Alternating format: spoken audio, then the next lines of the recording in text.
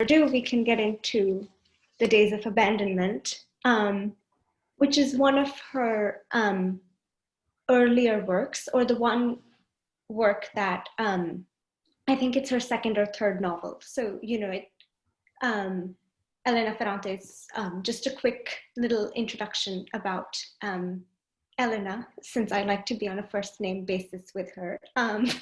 So Elena is a pseudonymous writer, so she's writing under a pseudonym, and we know who the woman behind, we're probably sure who the woman behind the pseudonym is, because this investigative Italian journalist, Claudio Gatti, around 2013 or 2014, did like an entire dig up, and someone from her publisher's office revealed where her pay stubs go to, and then he traced the pay stubs and then found out who the woman is. It kind of made sense that this is who the woman is because of her work, her identity, where she's living, who she's married to, etc., etc.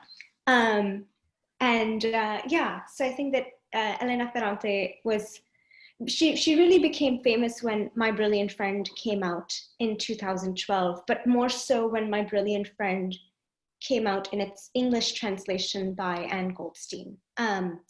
Before that, in Italy, she had, I think these books were described as mini earthquakes, because they are like earthquakes, but also because a lot of people in Italy thought that this is just a woman's story, this is just a woman ranting away. A lot of Italian critics found the writing very sloppy, very bad. They found it, I don't know, they just found it too complainy and everything, whiny. They were like, this is just a woman's story, so who cares, kind of thing. So I think when she was translated, that's when she began to get more attention. And they also, Italian journalists have something against American readers, that they think that, oh, America just hates the worst of, just likes the worst of Italian literature that we have to offer, which is what they think about Umberto Eco. They think that he wasn't the best Italian writer or a great Italian writer, and Americans just love bad Italian literature. So yeah, this is Elena Ferrante, and she just came out with her latest book, The Lying Life of Adults, which you should all read. It's wonderful, and this is one of her shorter novels, and of course, let's go around and discuss what our first reactions to this book were. Whoever wants to start. Shall I go, Smita? Yeah, go ahead. Okay. So this is the first time I'm reading Elena Ferrante, and just like a brief comment on my response to this novel. It did seem like a very, very banal thing to begin with, a very banal story to begin with. But then, there's something in the treatment wherein the stories, the language, and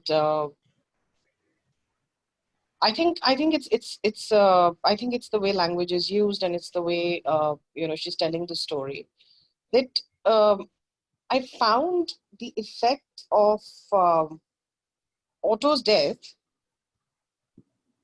I actually found that to be very, very pithy and real, because before that, before Otto actually falls ill, he's just a dog around the house, and she actually doesn't care much for him. And but you see how the death affects her, and that one sentence when she's telling her son, he asks her if she loved Otto, and she says, yes, I love him, but not while he was alive.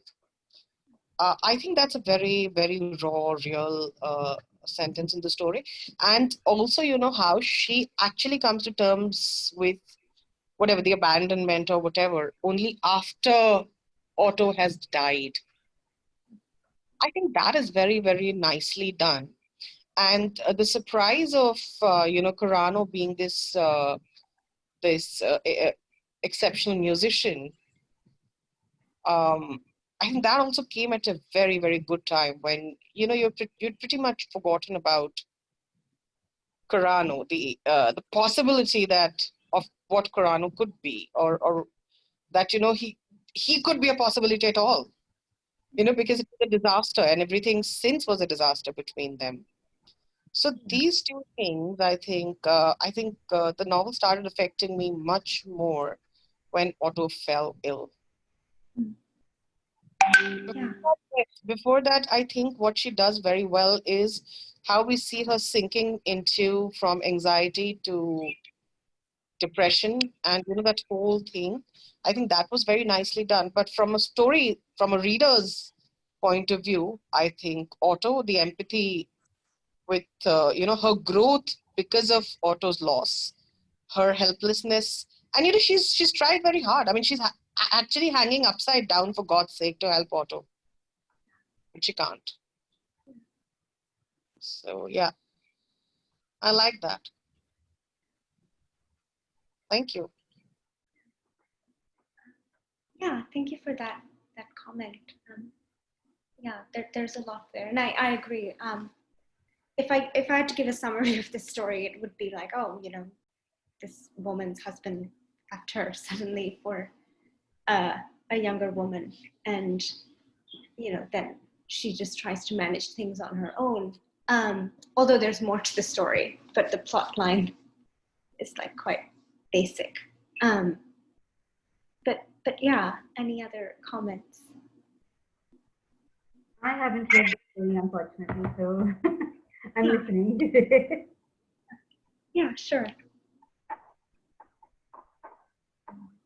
And even if you had favorite passages, feel free to read them.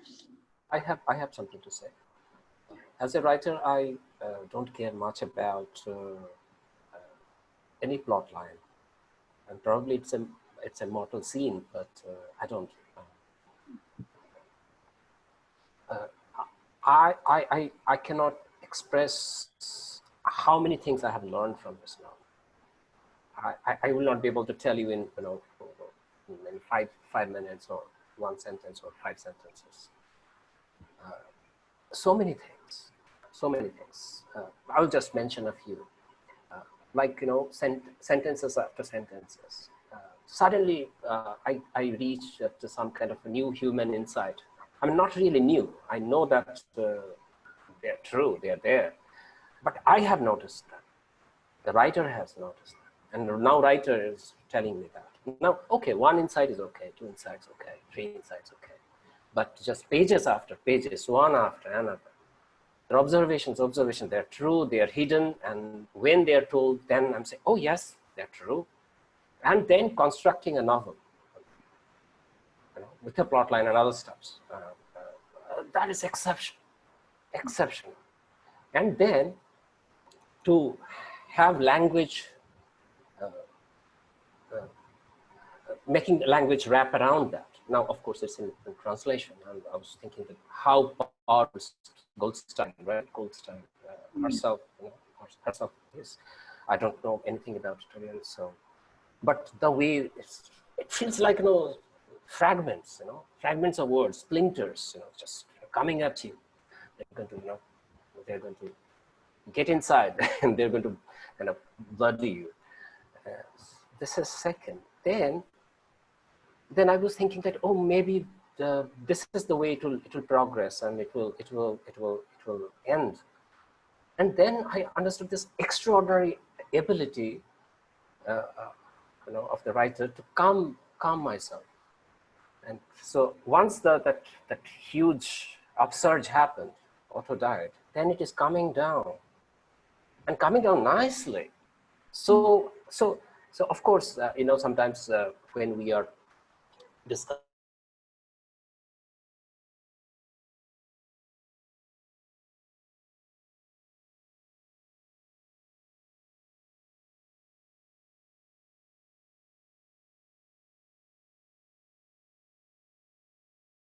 you anymore.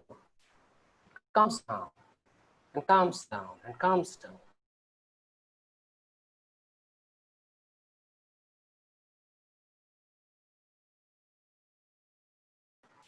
Many more, many more. So I will stop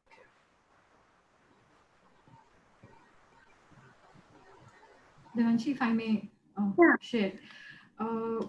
So for me, the book, like Arun said, I shared his views about the plot is not that important. But if I had to say one thing about the plot, I was not happy with the last chapter. I still have doubts about whether it should have been there, chapter 47, whether it would have ended with her husband's memory as handprint on a wall of paint. So for me, I don't know whether that last chapter, but apart from that,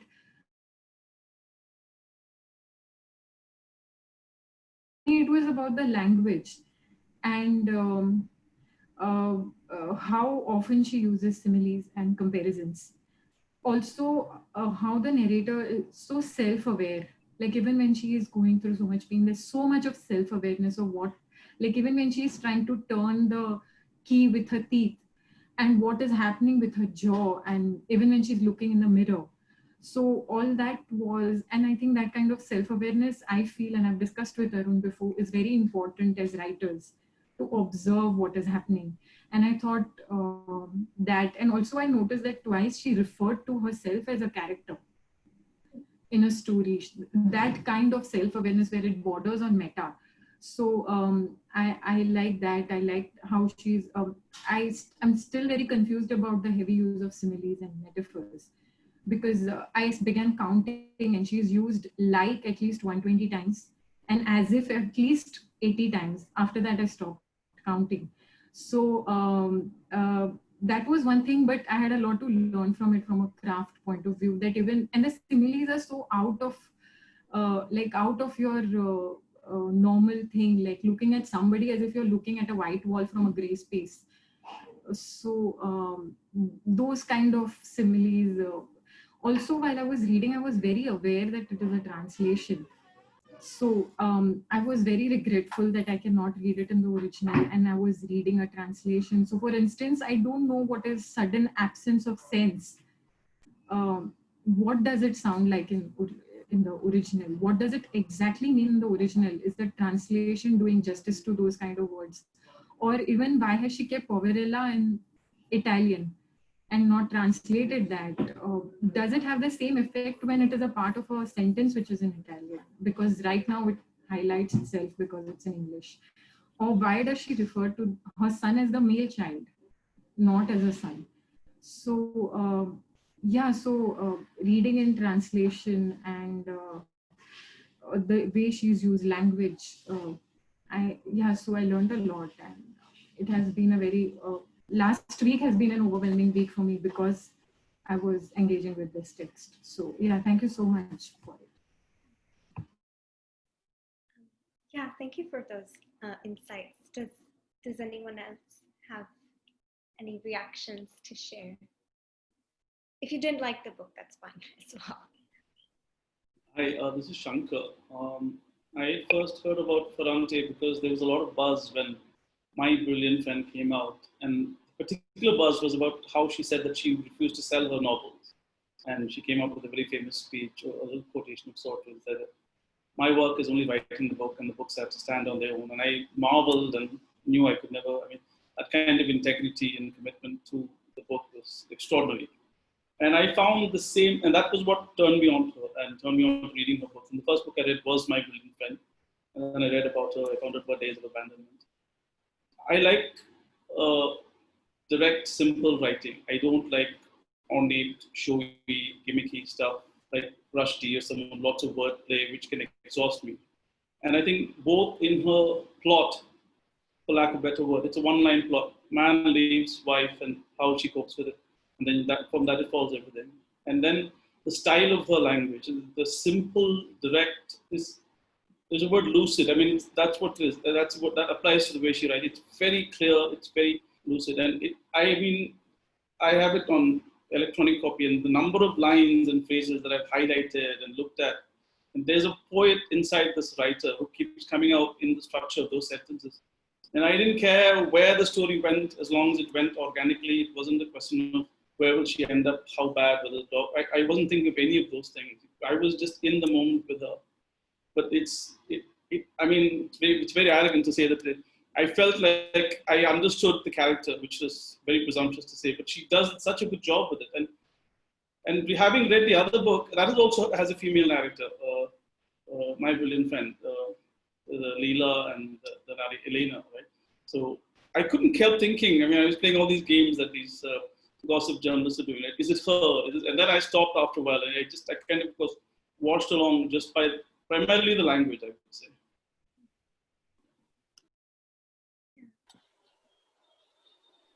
Yeah, I'd also like to touch upon the language. That's because I've only read, I'm only halfway through it, and I didn't know that Otto died. But at this point, I don't. At this point, I don't care about it because I'm reading it. I don't care about the plot as much because I want to read how she's written it. Right? Like some of the passage sentences are like she describes the body really well. Right? You feel that, and the pain that she goes through, you feel that. I don't know how she does it. Like you say na, nichod liya ek emotion ko aisa.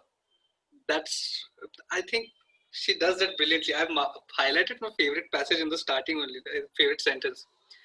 The only external sign of my agitation was an inclination to disorder and a weakness in my fingers.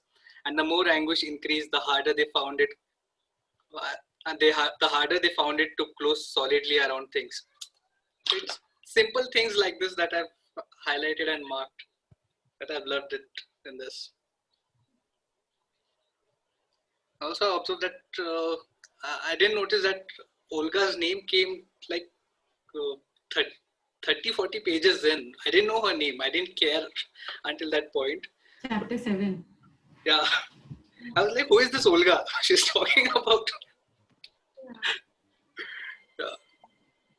And Olga is the only, I think, non-Italian name that she has in all of her work. Like, you know, it makes me wonder. It's a Scandinavian kind of name, right?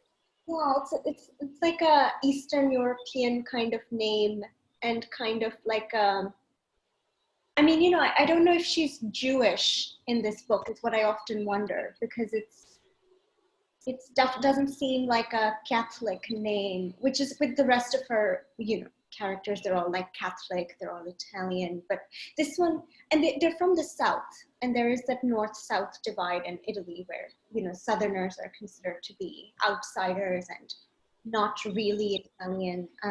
I mean, that bias was there more in post-war Italy, but not so much now, although it still exists. But, you know, I think that, yeah, Olga is a strange name. I think she's probably talking about an Eastern European Jewish woman,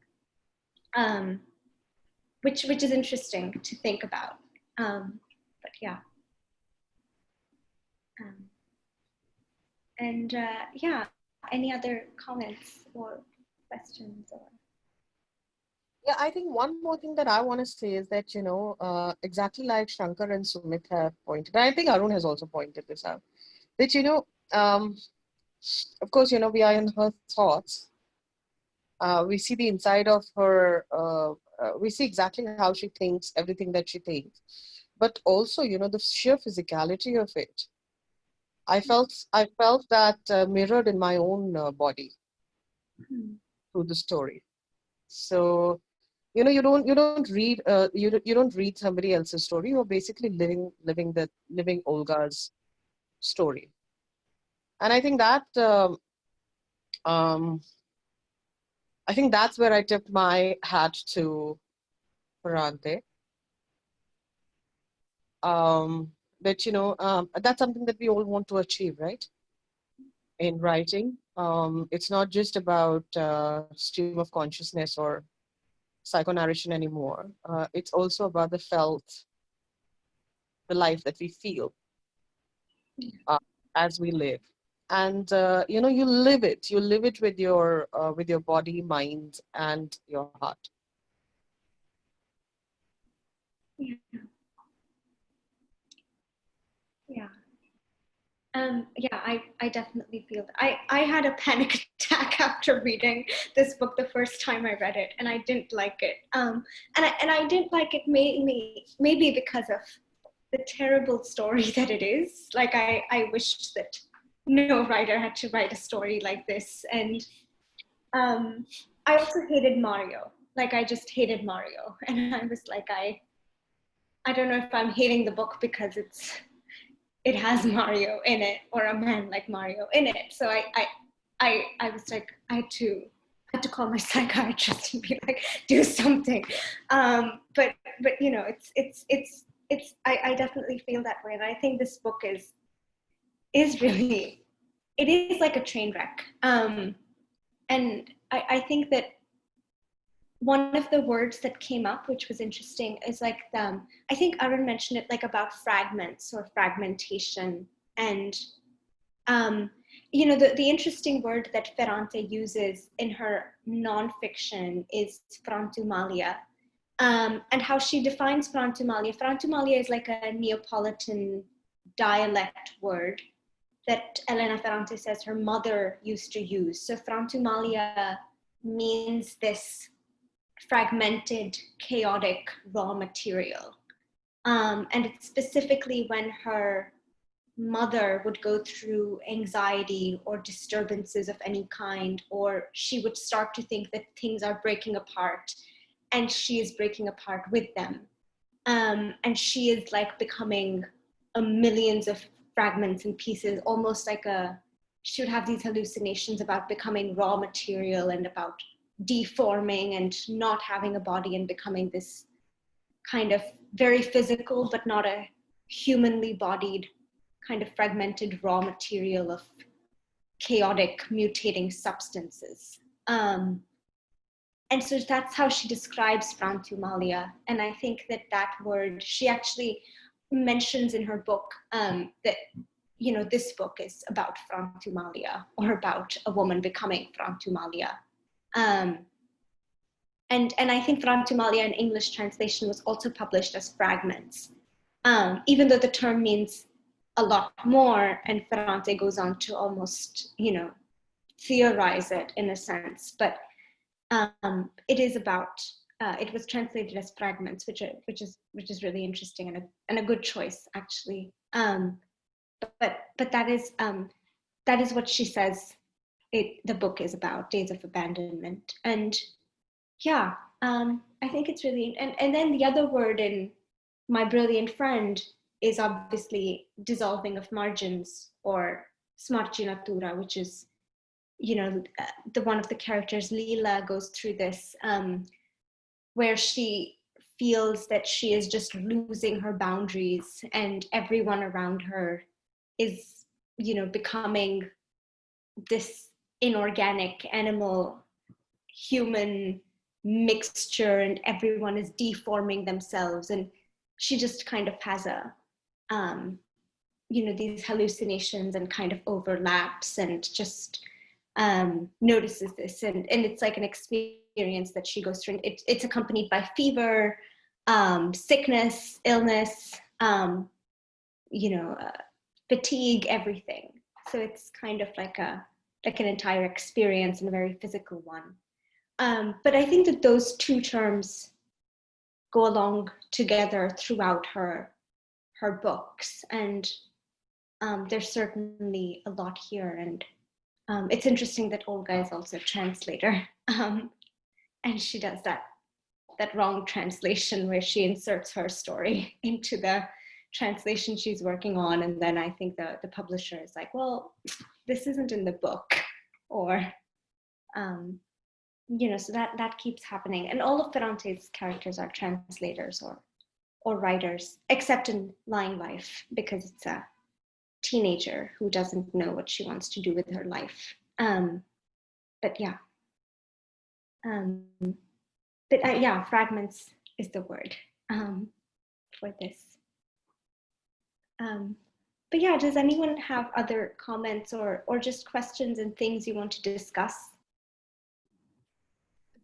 So if I may say, I understand, because even when she's having the worst moment, when she begins the chapter by saying that I didn't know this was going to be the worst day of my days of, she sees the flat as fragmenting. She sees chasms opening in her space, and then when she repairs herself, the flats also starts repairing itself, and spaces come together, and she feels whole again in some bits. So yeah, I understand what you're saying. My question was, if I may ask about translation, like you said, right? Fragments is not exactly translated. So even when she uses poverella, is that like, that is what I said, or was that my thought when I was reading it? So does it, is there no English equivalent, or why has it been kept in that term? Or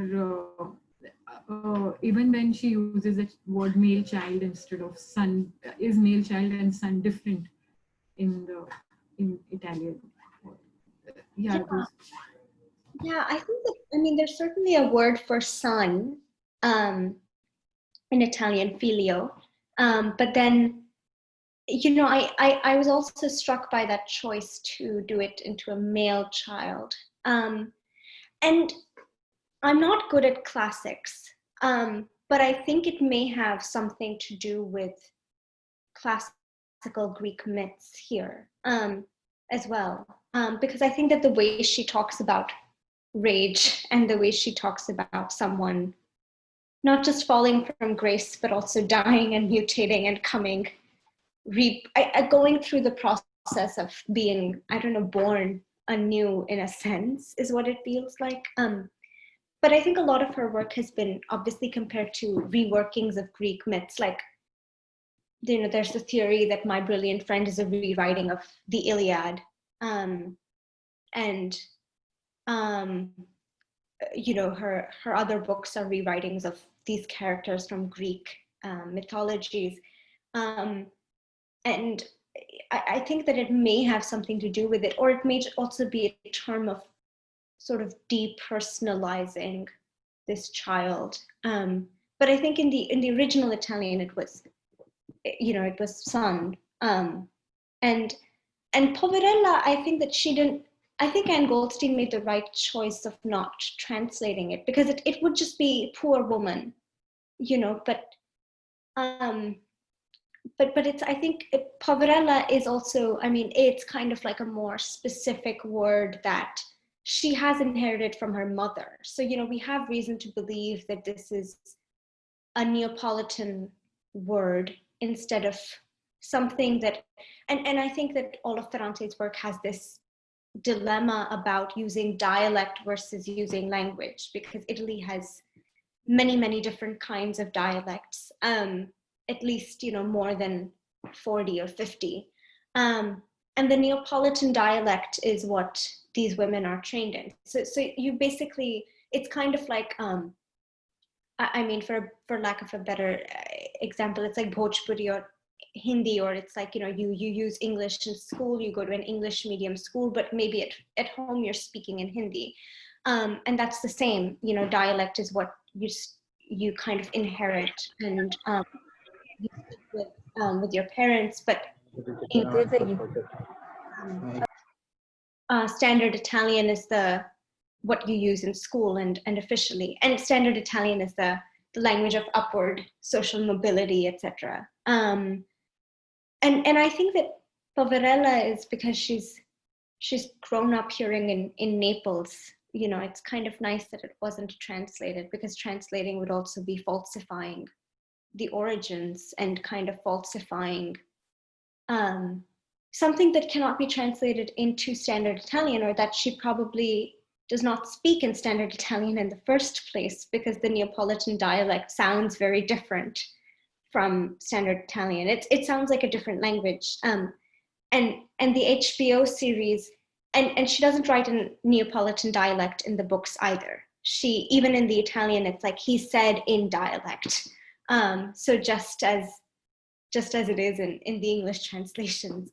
And you know, it's understandable that she didn't want to alienate Italian readers in her own country who don't know Neapolitan dialect. But it's in the HBO series, My Brilliant Friend, the TV adaptation.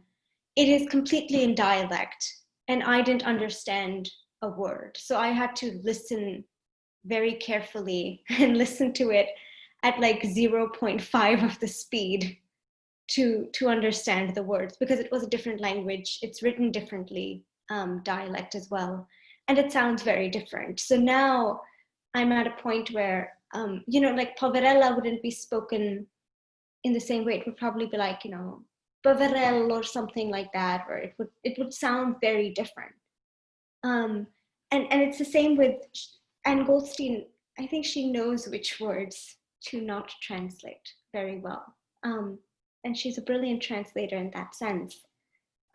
She did it the same with my brilliant friend as well. She didn't translate words like, there was one word that she didn't translate in my brilliant friend, which is stradone, which was interesting, because stradone is, she said, is it an avenue, or is it just a street, or is it just a highway? Is it just, and it's none of those. And Italy has like a very different way of, kind of classification of roads. So she just said stradone because there's no Anglophone equivalent of the word. So something as simple as that, she kind of resisted from translating. But it's I was wondering whether the Hindi word like bichari doesn't have an English translation. So is poverella like bichari, not a poor woman, not a garib aurat, like bichari. So, and even in my language, there's a word for it, which is, I haven't found an English translation. So we say bachari, so which is like bichari. So I thought, is it the Italian version of that? It doesn't have an English thing, but there's a word in Hindi. Maybe it's that. Yeah, I actually think, that might be a very nice kind of equivalent.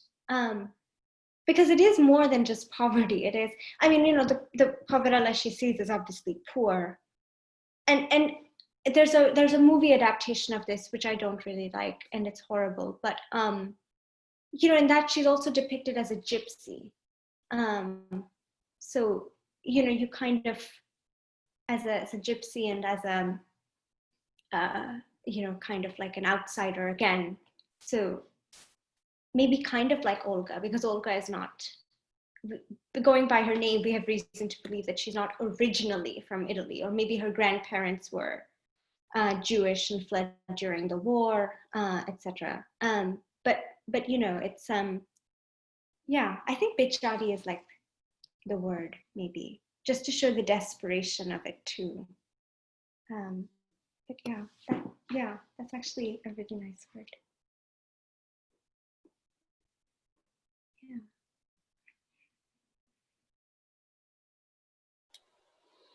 Devanshi, do you know how it was written? How this book came to be? I think that Ferrante has this really dense book called, again, like I mentioned, Frantumaglia, which is Fragments, in which she kind of describes that. I don't think that she talks about the particular process of writing this one, but I think that she knows that, she often says that she knows how stories are supposed to end and where they are supposed to start, and then she just fills in between details. And I think that she also knows that she goes with which is really interesting to me, because her books are not about the plot, like many of you said. Like, this is not about the plot, or as the plot as we understand it, maybe in a very structured, general sense. But she says that she normally has one story that she wants to tell, which is like what happens when a husband, leaves his wife for a younger woman, and in this case, well, he's a pedophile. So it's I think that she just has that one thought, and then she just goes after it. And I think here she was kind of inspired by the thought of Frantumaglia. Maybe because it's I think that she also mentions the violence of abandonment, or the many forms that abandonment takes, which is why I find this book interesting, because it is such a domestic, private story. But then you think about if I think about abandonment in a larger socio-political sense or apply it to other scenarios, I mean, I always think of the refugee crisis or something like that, which is a different kind of abandonment. And it is the same way. You're kind of hanging by a thread and surviving. So I mean, I like to think of abandonment as maybe the way that she's saying here, but also in larger senses. And to use this as a sort of blueprint to understand it. And it's interesting that it is about abandonment, but she, I think, was inspired by that violence and that concept of fragmentation and what happens when a man suddenly, if a man were to suddenly leave. And I don't know if she said something about how her father was absent during her life or not that present, but there was something. And her mom was obviously always there, but not her dad as much, is what she maybe mentioned, or just the violence of Italian society at the time. But yeah. When you say refugee crisis, do you mean the refugee crisis in Europe? Yeah, I think, I mean, or anywhere really, I don't have a specific image in mind, but I think the word abandonment suddenly comes to mind of not just, you abandoning your house and you abandoning your life, but being abandoned too, by a larger, by something around which you had situated your life around, maybe a country, a citizenship, a document, something. Because that's what's happening here. I think she's trying to forge a life that is not within the male clasps of her husband. And she suddenly realizes that without him, that fulcrum is gone. Yeah.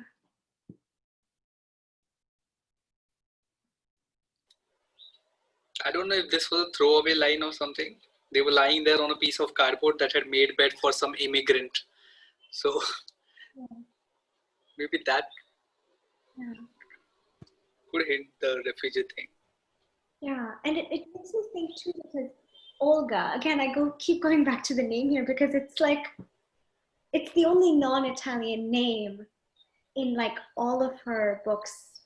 The others are very, very Italian. Like there's Elena, there's like Raffaella, there's Giovanna, everything. They're very Italian, but in this one, she chose Olga. And Olga isn't the most, the most mellifluous name, so to speak. It's not like a Leela, it's not like one of those names that just flows off the tongue in the same way as others do. So, you kind of wonder, is there also historical trauma that she is channeling or talking about, or being an outsider. And the movie did a wonderful job at this, because they took the name, they changed Carano's name to Damien, which is also not an Italian name.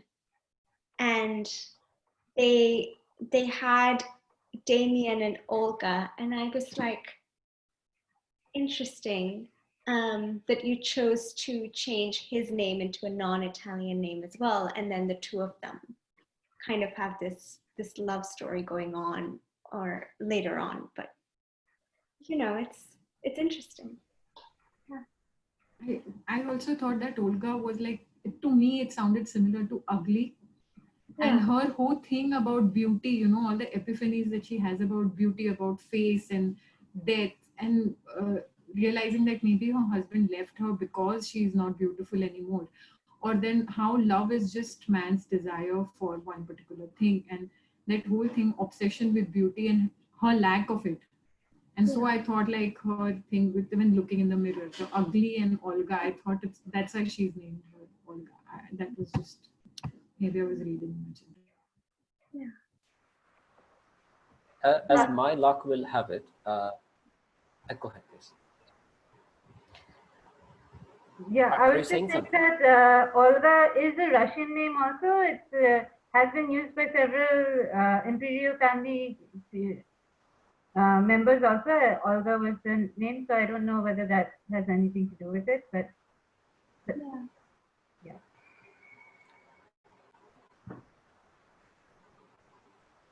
As my luck will have it, a few months ago, I read a novel by Peter Handke, A Moment of True Feeling. And exactly the opposite happens there. That is also a story of 2 days, probably. I don't remember exactly. 2 days in Paris. It is in Turin, it's in Paris. Of course, Paris is more glamorous than Turin. In that case, the wife leaves the husband and leaves the daughter with the husband. But, and same thing happens there too. Time stretches, pages after pages, nothing happens. Only a minute or a second turns to minute, but by the time the chapter is over. The difference, I believe, of course, I read that a long time ago, not long time, a few months ago, so my memory is not really serving me well, is this, that even there is some kind of a clinical precision there in Peter Handke's case. A little aloof, little aloof. And I understand that. That's a kind of a, probably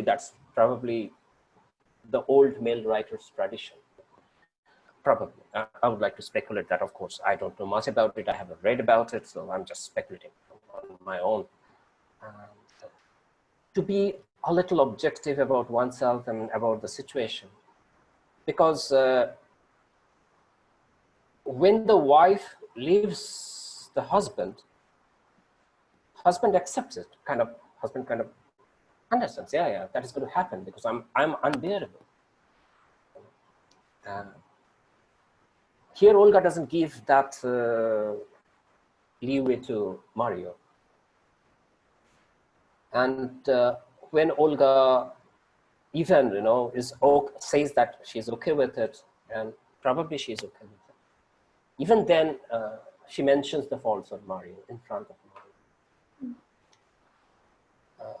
My reading is she cannot help it, and which is I think much more true and authentic, and so the writer is, of course, very powerful because she is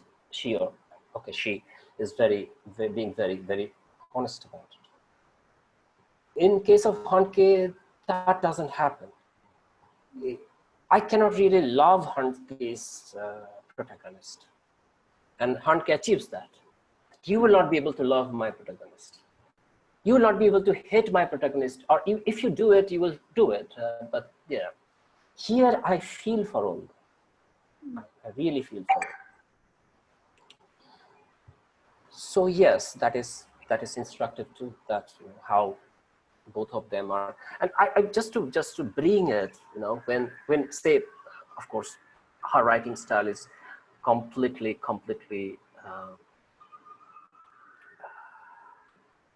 different.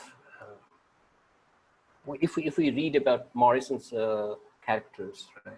Beloved, or Toni Morrison's character, Beloved or Jazz or something, even there, there is some kind of fragmentation style is there. Not exactly this way, of course not. It's a completely different style, but it's there, especially in Jazz, okay, because it has been written that way. But even then, I feel for the characters. I feel for the characters. So yeah, probably they're two very separate writing ideologies.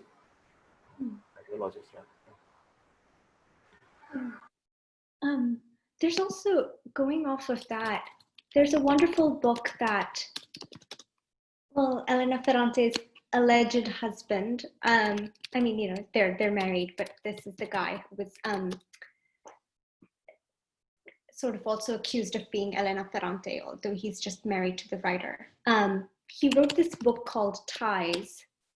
I put it in the chat. It is a kind of interesting follow-up to Days of Abandonment, because it speaks from three perspectives, which is the woman, the husband who has left her, and the daughter. And he's the only Italian male writer who has been able to write women so well. In the sense that he went the same way. He kind of went all the way and wrote about the frustration, not in the same feverish, anxious way that Elena Ferrante does here. I don't think that it is remarkable, but it's not as powerful and as destructive as it seems here. But he wrote about it from three perspectives, and from the perspective of the man who's left his wife for a younger woman, and then the daughter, of course, and that's also an interesting thing. It just adds to the Ferrante, Anita Raya, Domenico Starnone mystery of like, oh, I mean, it just kind of affirmed that theory that they're married and that they're feeding off of each other's ideas and writing. But that's another book that is kind of directly related to this one within Italian literature. But it is interesting now that you mentioned this, that Ferrante does go all the way in talking about abandonment. I think that's why what makes her a very compelling writer for me is that she writes in exactly the same way that writers are asked not to write. And I keep thinking of this question often, which is that even in Italian, her sentences are really long, they keep flowing, there's a lot of commas. That's not how Italian writers want to write today. A lot of them are more restrained, they pull back, and we're always taught about restrain, we're always taught about like, don't make this into a rant, don't make this poem into a spoken word poem, or don't make this spoken word poem into a rant, or those kinds of things. But Ferrante seems to be defying a lot of those rules, and she seems to be, especially in other works as well, she's like, oh, two important things happened today. One, this, and second, it's kind of like, it's really puzzling to read it, because you're like, flow it in or bring it in, but it just makes sense, and it is the perfect, it seems like, there could not be another way of telling the story. And I think that's remarkable when a writer finds a way of telling a story, and that's the only way to tell a story. But yeah, if she was in an MFA program, she'd be like, this is not the way. I mean, that's just, it doesn't suit the conventions of our writing. Yes, probably because of that device, we are so intimate with the character. Because she's just going haywire, and we as at least it happened to me as a reader, trying to be as protective as possible. I said, don't go any further. There's a precipice. You'll fall. But you cannot do it. You cannot do anything, and you just helplessly observe her. And that is the anxiety and anticipation of this novel.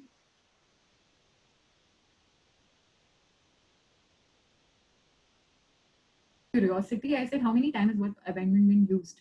So it has been used 5 times. Once, happy abandonment of the husband, 4 times negatively. Abandon has been used 5 times, abandoned 14 times. And if it had been a normal novel, I'm sure my friends would have told me that you can't use this word so many times, it's the title, and circle it and remove it. But she's done it, and she's done it well. So it's like breaking, if obviously you can break rules when you know how to follow them, but she's done it. And though I had a very silly question, I don't know, I mean, beside the point, but when she goes to Carano's house for the first time, she says that it was the cigarette butt of a visitor. How does she know it was a visitor and not Carano? Yeah, I don't know if she ever sees, I don't know if she knows that Carano is not the kind who smokes. Maybe, I don't know. Or maybe she just guessed it, that he's not a smoker. Probably. I don't know the answer to that question. It's the same question of, I remember I took an entire class on Ferrante, and my professor was like, asked us this question. She's like, would you say she killed the dog? And is she the murderer of the dog? And we were all like we just spent the entire class thinking of whether we'd say that she kills the, and then, the entire debate about intention versus effect and what happened, and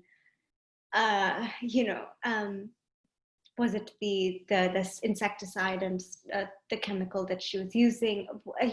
That seems to be the reason. But would we call her that? What do we call this? And I think it's but yeah, it is really interesting that you can be into Ferrante for the drama of it. You can be into this book for the drama of it, of what happens, and she's such a bad mother, and whatever you want to be in it for. But then you can also, I think a lot about the mother-daughter relationship, where her daughter comes with the makeup and everything, and she's like, I don't want to look like you, or I don't want to be like you, and look at you, kind of thing. And that happens in all of her books. There's a disturbing mother-daughter dynamic, and there's she very well in Frantumaglia, she said that abandonment is departure from culture and time, which made so much sense to me, because it is sort of, I was thinking about how we are. Loneliness is hard enough for all of us at this time, I'm sure, but what would abandonment mean? Like, abandonment is the other extreme of where you're just totally outside of any societal norms and out of any societal notions of time, in a sense, or our entire normative structure of everything is like sort of based on us being sanctioned, or us being present in a way that's not abandoned. And when you're brought out of that, she was explaining it in a much better way, but that was her basic point to a journalist, and it is really interesting. There's a lot of themes that you can draw from this, a lot of big questions and academic questions that you can ask, but I love how you can be into Ferrante just for the drama and just for the spice. Yeah, and I've been in cafes. I remember I was reading The Lying Life of Adults the other day out on the road, and I think 25 people within 1.5 hours stopped and said, I read the book, how do you like it? Where are you at this point? And I said, it was like 25 people in 75 minutes or something, or 90 minutes, all stopping to ask me, because I had this book in my hand, The Lying Life of Adults, what do you think? And it was like a frenzy. Everyone was like, where are you? Did you go to that? And I think a lot of people were into it for the drama. They were like, have you reached that part or that plot line?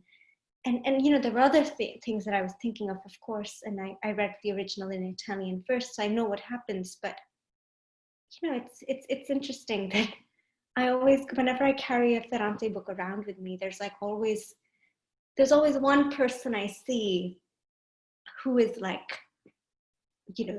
just asking that frenzied question of where are you at this point? And yeah, it's interesting. I must say, this book is very different from My Brilliant Friend, though. I mean, I did not expect this level of anger, emotion that she feels in this book. My Brilliant Friend was quite lovely. It was more about childhood, and really got invested in true characters. And I just love the way it ends and gives you a double meaning, not a super meaning on top of the title. But this book, it really hit me. I mean, I did not know what to expect, and I'm pretty sure I did not expect this. Obviously I read the summary, husband leaves the wife, but I didn't expect to be introduced to that so early in the story, and then I expected to go this way. But yeah, so did you read the other 3 books of the quartet? Yes. Then I found out that she meant them to be one novel, like Proust or something like that. She wanted it to be one novel. Yeah. I did. Something like it was for logistical reasons that I divided into 4 parts, and that makes sense, because if it was as big as Nausgard, I would probably would be like, okay, I'll leave it for another life. But yeah. They always seem to be compared, Northgard and Ferrante. I mean, it's like people almost being asked to choose him or her in different ways. Yeah. Have you read both of them? So I bought My Struggle 2 days ago. First, very early on. Okay. And I'm on a reading challenge with my friends to get through this in the next 5 years.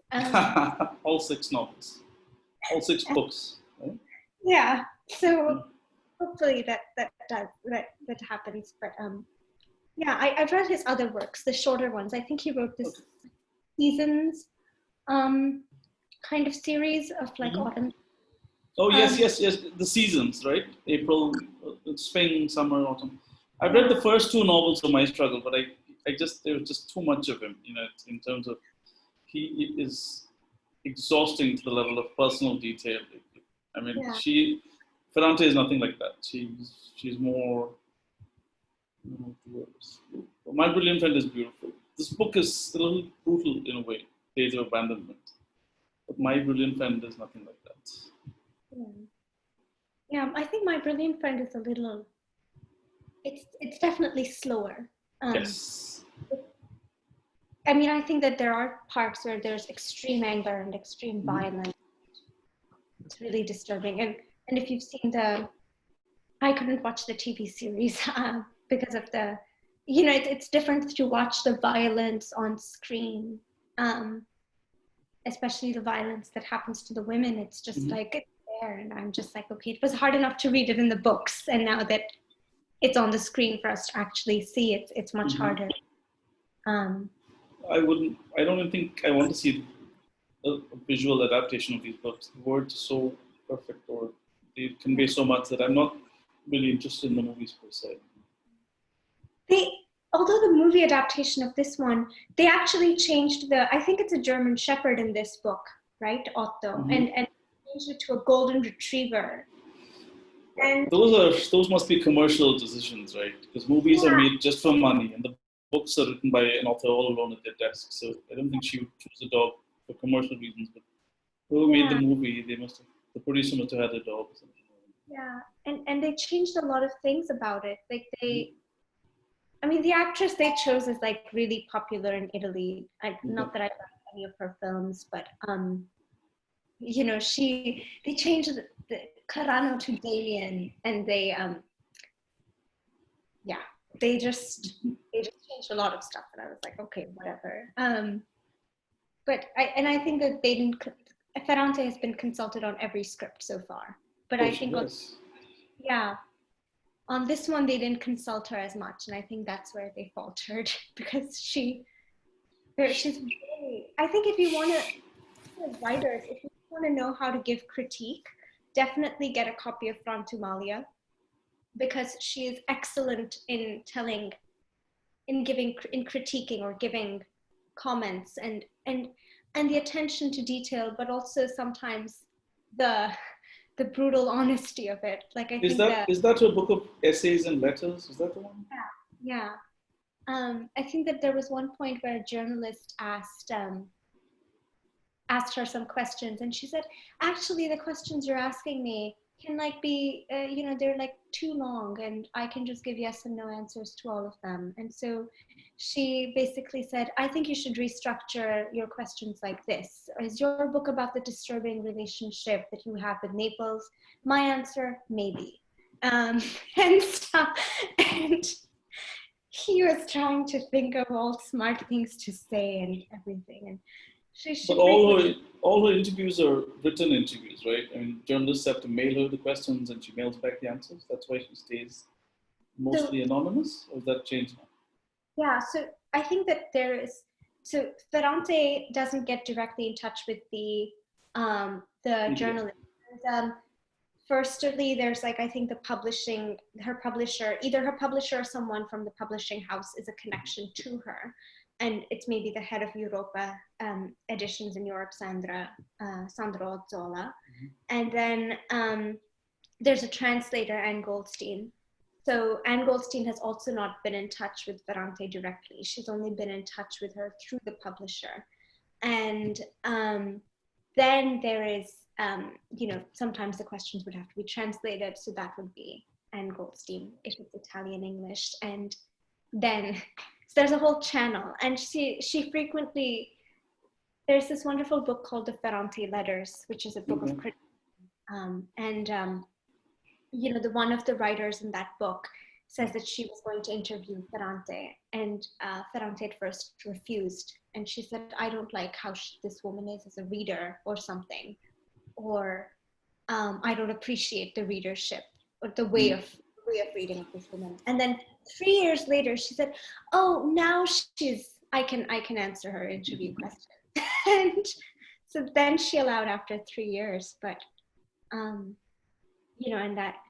and that woman, she again, I think that Ferrante hates it when readers try to say that I relate to this, or this happened to me, or they bring the personal into their reading or readership, or allow that to influence. Which I don't know exactly how it works, because I don't understand how you can read without that component in your reading. Right? If you maintain too much of distance, then you might as well read technical manuals. Yeah. It's part of the implicit contract between reader and writer. So it is kind of surprising to me too. Yeah. I gave my grandmother The Lost Daughter to read, and my brilliant friend, and she was like, oh, this is like my story. This is the story. They all say that, yeah. Yeah, and then I gave it to my mother, and she's like, this is how I felt throughout so many. This is like my childhood and my school days. And then I felt the same way. So it was kind of tragic. I'm like, oh, nothing has changed in women's lives or some things have not changed in women's lives for so long. It's a good gift to give a woman to make her think you're a considerate man. I mean, I found that I've given a couple of my friends that like, oh, how considerate of you. And it's shorthand for me being sensitive to it. Even if I don't get it. Yeah. It's I mean. Yeah. And it is interesting that she, I think it is interesting that, I mean, she just has one good man, who is Enzo, my brilliant friend. And Yes. And he's the only good man. Oh my God. Yeah, in her latest interview, someone asked her, so do you like men? And what kind of man do you like? And she said something like Enzo. And that's it, one man. The rest of them can be done away with. Yeah, that's it. And I'm like, that seems plausible. Yeah, reasonable. Yeah. But yeah. Devanshi, we have a request. Yeah. Shankar, we have a request. Wanda, I thought you said you had a request of Devanshi. And you too. Okay. Is that you both read, Devanshi in Italian and you in English? Yeah. Yeah? Yeah.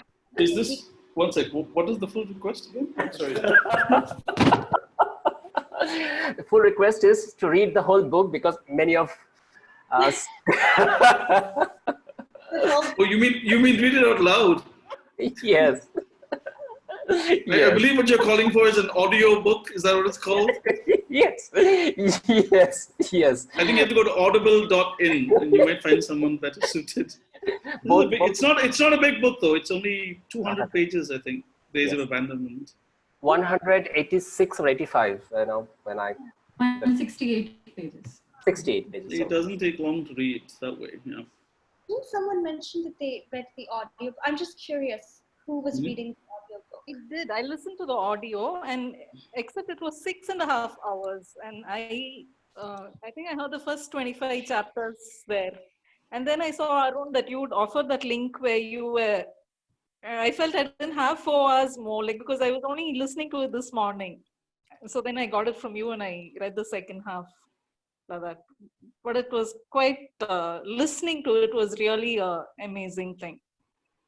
And is it a famous person who was reading the book in English? It's read by Hilary Huber. I don't know who she is, but she may be famous. I don't know the name, but yeah. Sumit has beaten me to the punch as usual. Hilary Huber. better not to get involved in some places. Yeah. The Italian audiobooks, I think, I don't know if it was all of them, but they were read by this Italian actress, Anna Bonaiuto, who was in the adaptation of Troubling Love, and she's a wonderful actress. And, you know, so I was just like, is this a famous person reading this? But yeah. All of her books actually are now into movies or TV series. The Lion Yes. has been taken over by Netflix. And then this one is an Italian film, which wasn't good. But then The Lost Daughter is now being done by Maggie Gyllenhaal, which is exciting. Okay. Oh. It's the only one that's being directed and made by a woman. The others are all made by men, which is interesting. It is. She actually said that because Maggie Gyllenhaal is doing it, she's like, I will leave it up to her and not intervene. It's her story to tell, and she's a woman, so she'll get it. And the others, she was like heavily mediating every line of the script and being like, no, this is not how you do it. She also has another book called Troubling Love, right? Yeah. Is that her first book? That's her first book. Yeah. That's I think if this one is like anxious and feverish, that one is just heartbreaking. Yeah, the first page was sad enough, I think. I haven't read it fully yet, yeah. That'll make you cry. If this one made you feel angry and anxious, that one's going to make you. So you have to have like a box of tissues next to you. Yeah. So maybe we take a photograph and then we have this reading. Is it okay? Yeah. One sec. Have we agreed on the reading? Okay. Yes, we have. I guess. Yes, Shankar. I guess I'm at the mercy of powers greater than me, also known as Arun. So be it. Yes. My Dipti, Akshinta, Shati, Anita. Yeah, hi. Abbas. Hi. How are you? Hi, Anita. Shati, where are you? Chinta is showing up after a while, yeah? Abbas.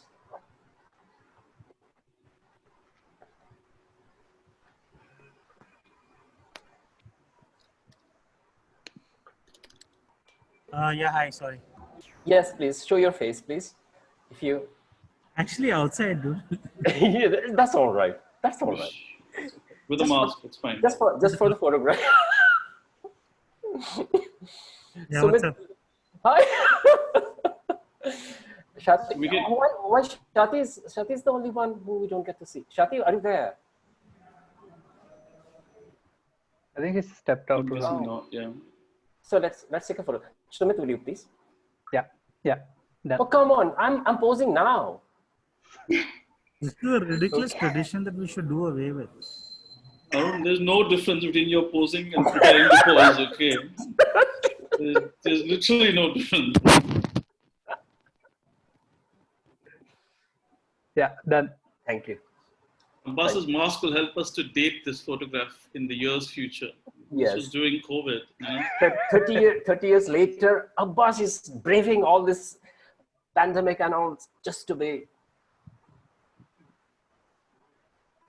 Yes, please. Yes, stop. We talk a lot of nonsense in our meetings. no, that's perfectly welcome. I love nonsense.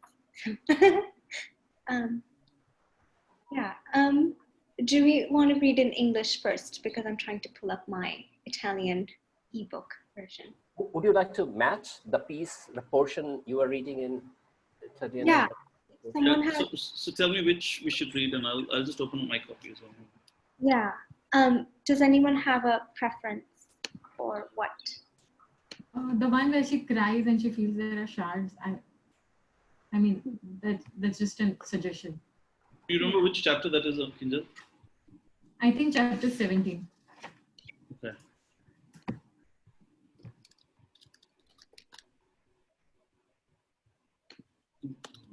Thank you, Arun. Yeah, thank you, Arun. I will repay. I'll express my gratitude later. I'm very afraid of that. You should be.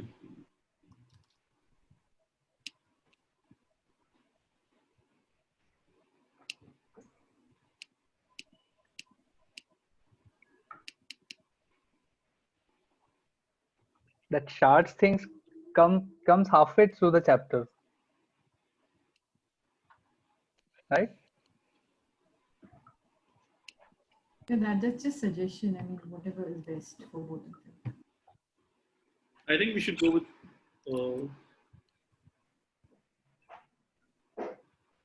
I want to hear the violence she inflicts upon him. How does it sound in Italian? Yeah, that one. Yeah. Okay, just give me a phrase from that in English. I have to search for it on my ebook, and I don't know how to search for the chapter. I think I have that marked. Just give me 2 words, which are unusual. Or slight. Battering ram. Huh? Battering ram. Okay. I came up behind them. Maybe start with the paragraph before that when she first encounters him with his Carla. girl, with the other woman, whatever you call it. Which chapter is it again? Just a sec. 15. Okay.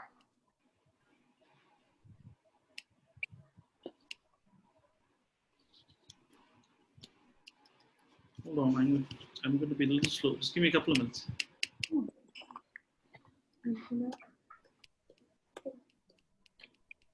Yeah, I was afraid to read this one in Italian.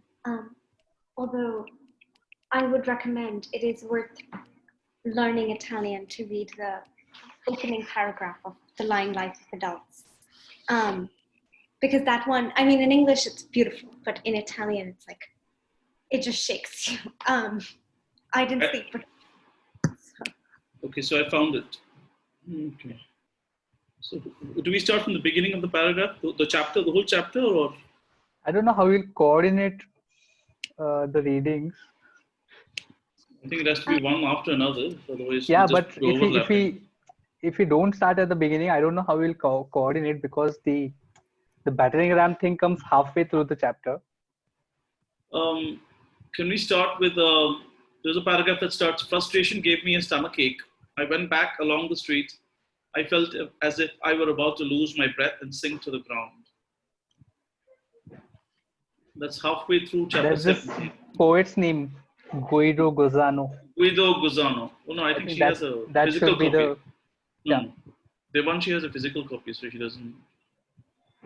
Yeah, that is page 68 in the English. I have an electronic copy. I don't know page numbers. I'm sorry. Yeah. I found the frustration gave me a stomachache, right? Yeah, correct. Yeah. So do you want to do paragraph after paragraph? One in English, one in Italian, that way? Yeah, that sounds good. All right. So English first? Mm-hmm. Okay. Yeah. Frustration gave me a stomachache. I went back along the street. I felt as if I were about to lose my breath and sink to the ground. As if it were prehensile, my eye grasped the letters of a plaque on the building opposite. Words so that I wouldn't fall. From this house entered into life like the shadow of a dream, a poet named Guido Gozano, who from the sadness of nothingness. Why is nothingness sad? What's sad about nothingness? Reached God. Words with the claim of art for the art of linking words. I went on with my head lowered. I was afraid I was talking to myself. A man was staring at me. I walked faster. I no longer remembered where I had left the car. It wasn't important to remember. Lo scontento mi diede male alle stomaco. Tornai sulla strada. Mi senti come se stessi per perdere il respiro e afflosciarmi a terra. L'occhio si afferrò alle lettere di una lapide. Sull'edificio di fronte come se fosse prensile. Vocaboli per non cadere. Da questa casa entrò nella vita come ombra di sogno, un poeta che dalla tristezza del nulla, perché poi il nulla è triste. Cosa c'è di triste nel nulla? Col nome Guido Gozano, approdo a Dio. Parole con pretesa d'arte per l'arte di incatenare parole, mi allontanai a testa bassa, temetti di parlare da sola, intanto mi guardo fisso, affrettai il passo, non mi ricordavo più dove avevo lasciato l'automobile, non mi importava di ricordare. That sounds so good. Oh.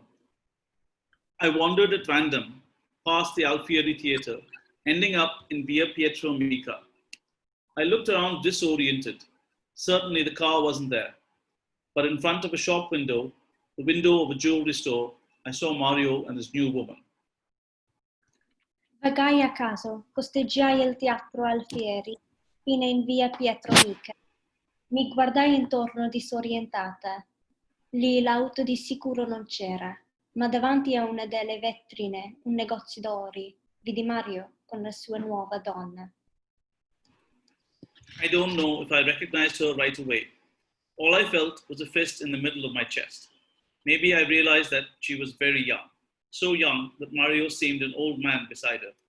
Or maybe I noticed on her, above all, the blue dress of a light material, in a style out of fashion, sort of dress that can be bought in stores for expensive second-hand clothes. A style at odds with her youth, but soft on her body that was rich in gentle curves. The curve of her long neck, of her breasts, her hips, her ankles. Or maybe what struck me was the blonde hair gathered at the nape, rolled and held in place by a comb, a hypnotic stain. Non so se la riconobbi subito, sentì solo come un pugno al centro del petto. Forse mi accorsi per prima cosa che era molto giovane, così giovane che Mario accanto a lei sembrava un uomo vecchio. O forse le notai addosso, innanzitutto, l'abito blu di stoffa leggera, un abito fuori moda, di quelli che si possono comprare nei negozi dell'usato di lusso, lontano dalla sua giovinezza, ma morbido sul suo corpo ricco di onde leggere, l'onde del collo lungo, dei seni, dei fianchi, delle caviglie, o mi colpirono i capelli biondi raccolti sulla nuca, gonfi e fermati da un pettine, una macchia ipnotica. I don't know exactly. Certainly, I had to make swift. Sorry. Yeah, okay. I don't know exactly. Non so proprio. Certainly, I had to make swift eraser strokes over the rounded features of the 20-year-old before retrieving the sharp, angular, still childish face of Carla, the adolescent who had been at the center of our marital crisis years earlier. And certainly, only when I had recognized her was I struck by the earrings of Mario's grandmother, my earrings. Sicuramente dovetti passare tratti veloci di gomma sulla sua fisionomia morbida di ventenne, prima di recuperare il volto acerbo, spigioloso, ancora infantile di Carla, dall'adolescente che era stata al centro della nostra crisi coniugale anni prima. Di certo, solo quando l'ebbi riconosciuta, fui fulminata dagli orecchini, gli orecchini della nonna di Mario. I miei orecchini. They hung from her lobes, elegantly setting off her neck. They made her smile even brighter. While my husband, in front of the window, encircled her waist with the proprietary joy of the gesture, while she rested a bare arm on his shoulder. Le pendenavo dai lobby, le segnavano elegantemente il collo, le aiutavano il sorriso rendendolo ancora più lucente, mentre mio marito davanti alla vetrina. Le cingeva la vita con la gioia proprietaria del gesto e intanto lei gli appoggiava alla spalla un braccio nudo. Time expanded. I crossed the street with long, determined strides. I felt no desire to cry or scream or ask for explanations, only a black mania for destruction. Il tempo si dilatò, attraversai la strada a passi lunghi e determinati. Non sentivo nessuna voglia di piangere o gridare o chiedere spiegazioni, solo una smania nera di distruzione. Now I knew that he had deceived me for almost 5 years. For almost 5 years, he had secretly enjoyed that body, had cultivated that passion, had transformed it into love, had slept patiently with me, abandoning himself to the memory of her, had waited until she became of age, more than of age, to tell me that he was taking her definitively, that he was leaving me, vile, cowardly man, to the point of being unable to tell me what had really happened to him. He had added family fiction to marital fiction to sexual fiction to give his cowardice time, to get it under control, to find slowly the strength to leave me. Ora sapevo che mi aveva ingannato per quasi 5 anni. Per quasi 5 anni si era goduto in segreto quel corpo, aveva coltivato quella sua passione, l'aveva trasformata in amore, aveva dormito pazientemente con me, abbandonandosi alla memoria di lei, aveva aspettato che diventasse maggiorenne, più che maggiorenne per dirmi che se la prendeva definitivamente, che mi lasciava, infame, vile, al punto di non riuscire a dirmi cosa gli era veramente accaduto. Aveva sommato finzione familiare a finzione coniugale, a finzione sessuale, per dar tempo alla sua viltà, per metterla sotto controllo, per trovare, piano piano, la forza di lasciarmi. I came up behind him. I struck him like a battering ram with all my weight. I shoved him against the glass. He hit it with his face. Perhaps Carla cried out, but I saw only her open mouth, a black hole in the enclosure of her even white teeth. Meanwhile, I grabbed Mario, who was turning around with frightened eyes, his nose bleeding, and he looked at me full of terror and astonishment at once. Hold the commas, hold the periods. It's not easy to go from the happy serenity of a romantic stroll to the chaos, to the incoherence of the world. Poor man, poor man. I grabbed him by the shirt and yanked him so violently that I tore it off the right shoulder, found it in my hands. He stood bare-chested. He wasn't wearing an undershirt. He no longer worried about catching cold, about pneumonia. With me, he had been consumed by hypochondria. His health had evidently been revitalized. He had a good tan. He was thinner, only a little ridiculous now, because one arm was covered by a whole, nicely ironed sleeve, with part of the shoulder still attached, and the collar too, at an angle, while otherwise his torso was bare. Shreds of the shirt hung from his pants. Blood dripped amid the grizzled hairs of his chest. Gli arrivai addosso alle spalle, lo colpì come un ariete con tutto il mio peso. Lo scaraventai contro la vetrina, vi urto con la faccia. Carla forse grido, ma io le vidi solo la bocca aperta, un foro nero chiuso nella chiostra bianca e le regolarissima dei denti. Intanto afferrai Mario, che si stava girando con occhi esterefatti, il naso gli sanguinava, mi guardava pieno di terrore e sbalordimento insieme, tenere le virgole, tenere i punti. Non è facile passare dalla tranquilla felicità del passeggio sentimentale allo scompiglio, alla sconnessione del mondo. Pover'uomo, pover'uomo. Lo afferrai per la camicia e lo strattonai con una tale violenza che gliela strappai alla spalla destra. Me la ritrovai tra le mani. Lui restò a torso nudo, non portava più la canottiera, non temeva più i raffreddori, le polmoniti. Con me era mangiato dall'ipocondrie. La salute evidentemente gli era rinata, come era abbronzato con diligenza, era diventato più magro, solo un po' ridicolo. Da una manica integra, ben stirata, e anche un po' di spalla era rimasta, e il colletto pure, ma di schimbescio, mentre per il resto il torace era nudo, dai pantaloni gli pendevano brani di stoffa, il sangue gli gocciolava tra i peli brizzolati del petto. That good? Thank you very much. Sounds so good, doesn't it, Celia? Thank you. Sounds beautiful. Yeah, and having English text, you can can match certain words here and there, and you get an idea. Yeah. But that vile sounds so vile in Italian, though. I know. It's a passionate language, I think. Yeah. So more passionate. Yes, that is what I was about to ask. That Devanshi, you know English, you know Italian. like, for me, when English, I find if I'm objectively describe something, English is very good. Now, my mother tongue is Bengali. It is a little hard if I'm trying to very objectively trying to describe everything and dispassionately saying something. Little hard, maybe very hard, or maybe for me. What is the soul of this language, Italian? How it moves, how it progresses?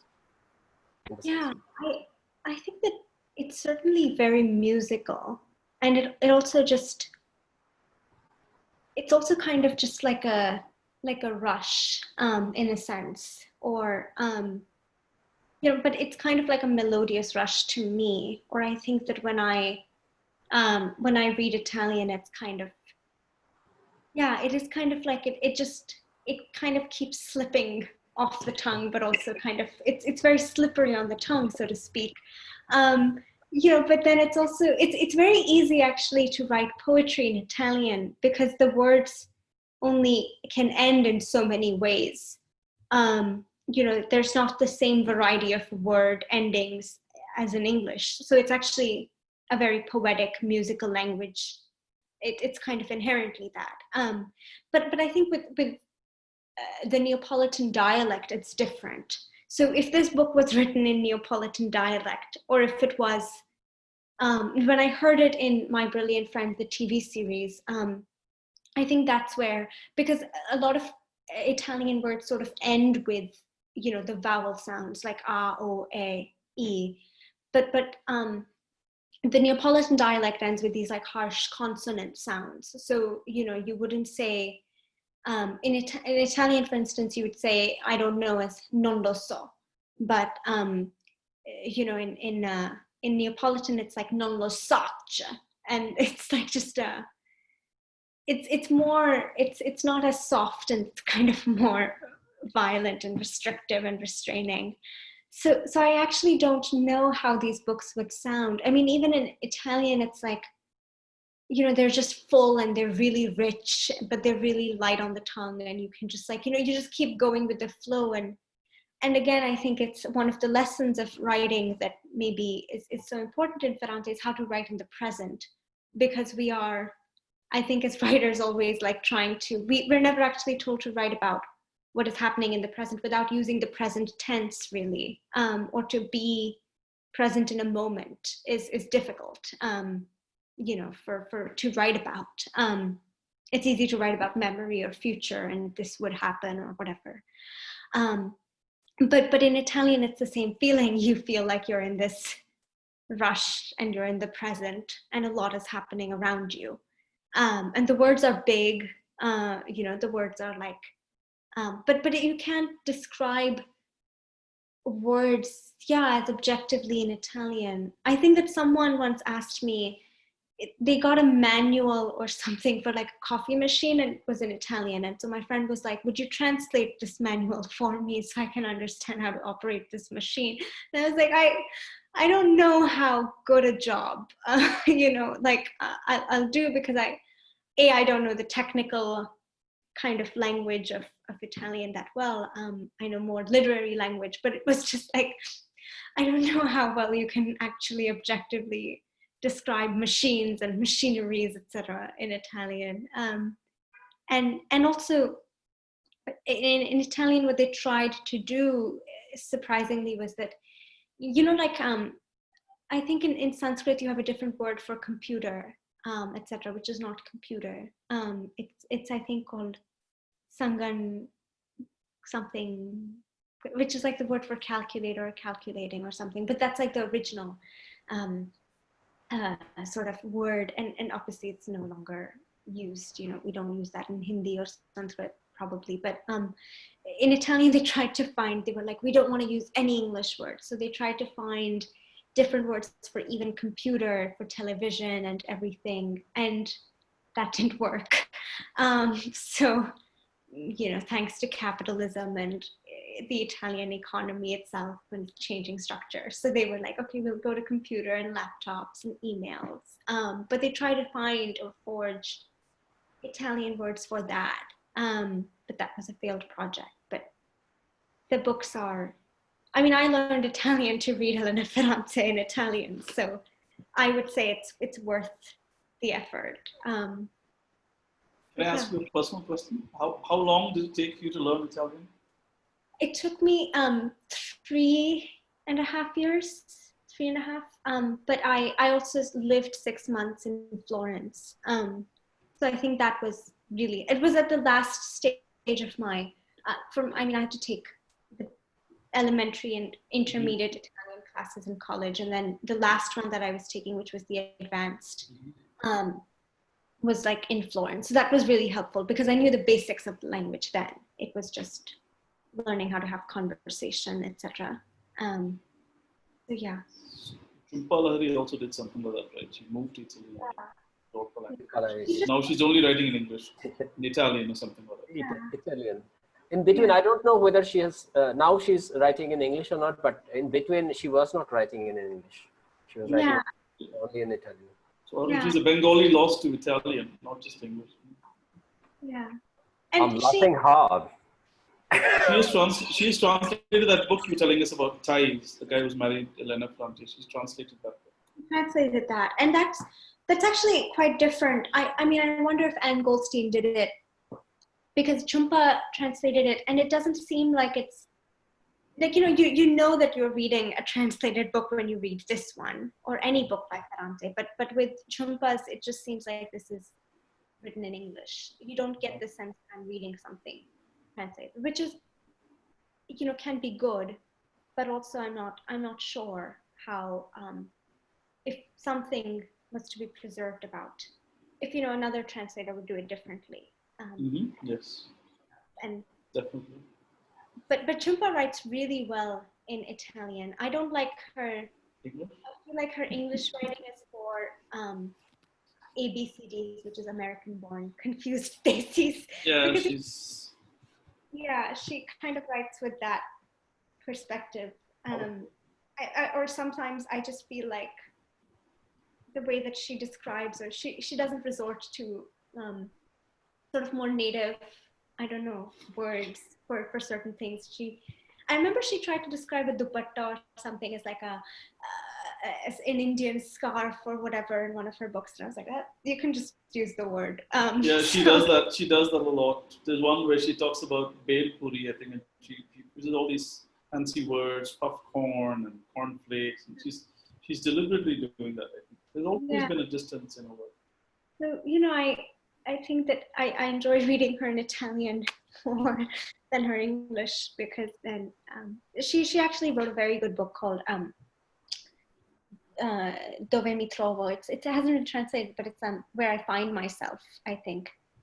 And then her book about language learning is really nice. The one in Other Words, which was translated by Anne.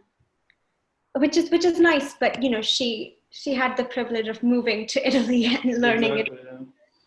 Yeah. And I think the one disagreement that I have is that obviously it's, she's a wonderful writer and everything, and she had a claim before learning the language. But I think that the alienation for some people from language or from Italian itself, like even for people who are speaking in dialect in Italy, is much more pronounced than just, this is me trying to learn a language that I'm alienated or far from. It's I think it has some more deeper socioeconomic implications. Yeah, I think there's more hand-holding if you come in that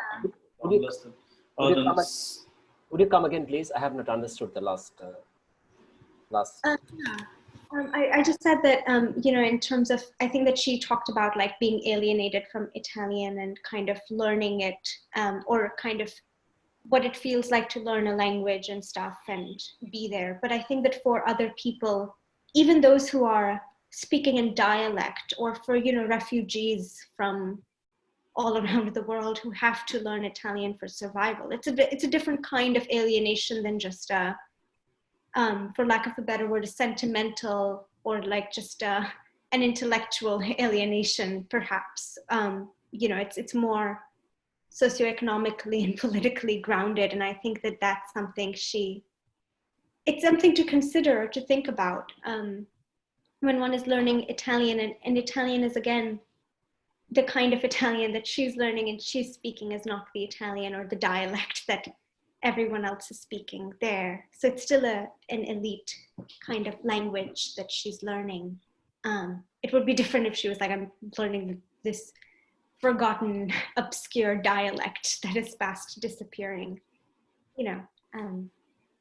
So yeah, but it's a good book if for purposes of thinking about language learning. But I recommend learning Italian to read Ferrante.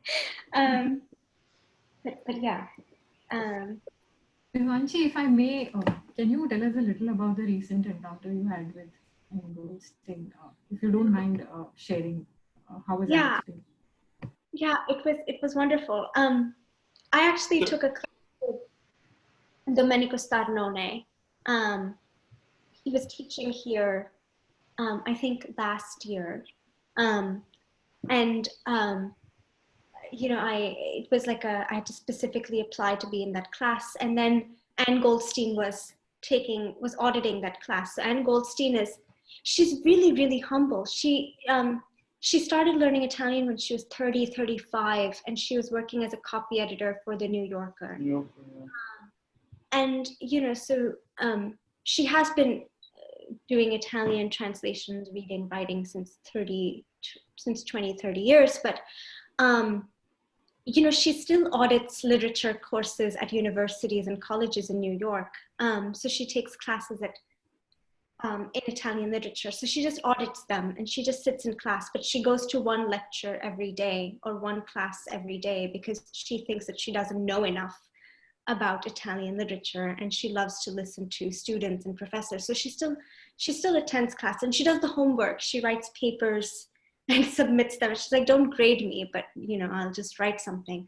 So she thinks, on the other hand, that she doesn't know enough and she needs to learn more. So she actually does attend classes every day. And you know, so she was in Domenico Starnone's class, and Anita Raya, who is supposed to be Elena Ferrante, would sometimes jump in and come in and attend it. And so I was obviously starstruck, and my favorite birthday was my 20th birthday when I actually saw them in the park, and they were walking and I was with my friends and we were heading somewhere, and then I excitedly shouted, I saw them, and I was like, that's Elena Ferrante, and I pointed at her, and then I think she heard me because I was really loud, and then she wore her hood up and she and her husband just like went away. And you know, his class was starting the next day, so I was really hoping he doesn't remember me or he didn't see my face. And he didn't, thankfully. But you know, it was the first class that I was taking, which was taught in Italian, and all readings in Italian, all lectures in Italian. So I was scared. But he's a really good guy. And then, you know, they invited me to dinner, and my professor was throwing a dinner. So she said, there were like 2 or 3 of us who are writing our thesis on Elena Ferrante. And so she was like, okay, why don't you all come to dinner? And you know, so we went there, and I didn't say a word because I was scared. And she was like right next to me, and I was like, I'm gonna mess up and say something embarrassing. So I was just quiet. Then I interviewed Domenico for Inklette, and I said, we can have Anne Goldstein translate the interview. And he said, if you keep asking Anne, you will never become a translator. So he actually said, I insist you do it. And I was scared that my Italian isn't good enough and stuff, but he just forced me to do it. And he and Anita Raya still send me recommendations from time to time about books, which and they're really wonderful recommendations. And most of them haven't been translated into English yet, but they're really good translations. And so Anne sort of remembered me from the Domenico Starnone class. And then I've been at like every Ferrante event that Anne was speaking in, so I would just show up. And so she knew me by face. And she's not that good with so many names, and my name is kind of not easy for people like her. So I think that she just knew me as the girl who's at every Ferrante event. And so I was, a week or so ago, I think that I was at I had to buy bread or something. And I was going by the local market, and she lives nearby. So, she has a dog, Tomajo, who she walks around, and she was buying bread at the same place. And so I was like, hey, and, Anne, how are you, and stuff. And she just remembered me as the girl at every.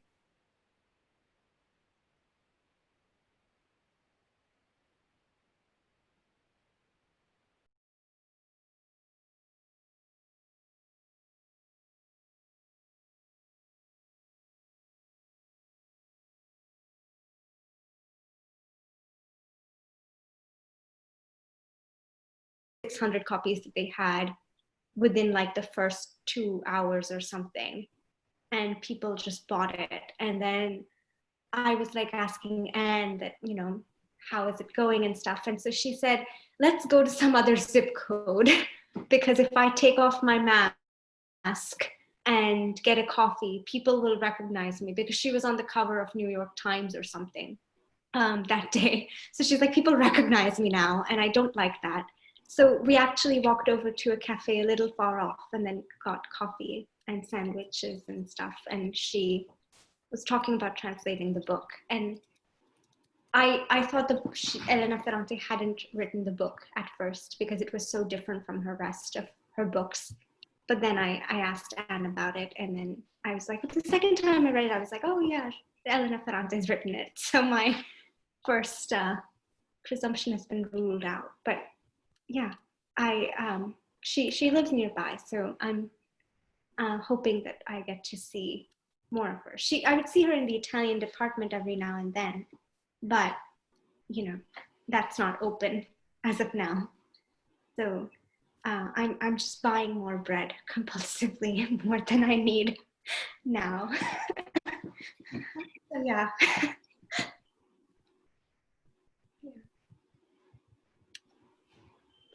So one more personal question. How long have you been Ferrante obsessed? So I read The Lost Daughter when I was 16 or 17. And I think that book just blew me away. And I was like, I love this writer. And I think that I didn't, and then I realized that there's this one scholar, Rebecca Falkoff, who I think was the first to take it as a scholarly interest in this writer. And then I realized that she teaches a class here. And then I said, okay, I really want to take the class and really want to work with this professor. So I said, okay, I'm going to learn Italian and I'm going to study this in college. And I want to work with this. So she literally determined my post-high school decisions, Elena Ferrante, and is responsible for them. And, but I became obsessed when I was 16, 17, and I hadn't read My Brilliant Friend. But I read My Brilliant Friend as soon as I got to college. And I think I emailed Rebecca right away and I said, I want to work on this writer and write my thesis. And I know I'm a first year student and I can't take your class till next year, but it would be nice to stay in touch and work on this writer. And I think that's when I decided that there was something about this writer that made me want to, dedicate my energy to her, which is what I'm doing now. And it's actually really nice to wake up every day and work on, your favorite writer in some capacity, or there's not a single day that I don't think about her work. And there's a lot to unpack. Like I still discover new things every day. So yeah, I've been Ferrante obsessed since I was 17, but more so when I turned 18, 19. I was like, oh.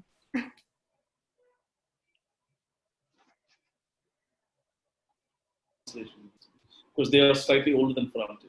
But do you have any?